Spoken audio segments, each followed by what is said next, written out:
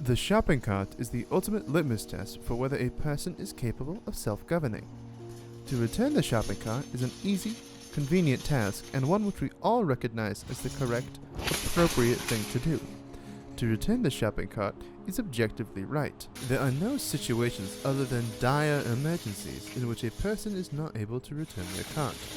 Simultaneously, it is not illegal to abandon their shopping cart. Therefore, the shopping cart can present itself as the apex example of whether a person will do what is right without being forced to do it. No one will punish you for not returning the shopping cart. No one will fine you or kill you for not returning the shopping cart.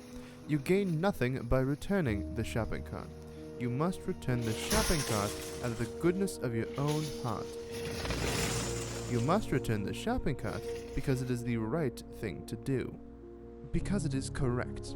A person who is unable to do this is no better than an animal, an absolute savage that can only be made to do what is right by threatening them with a law and the force that stands behind it.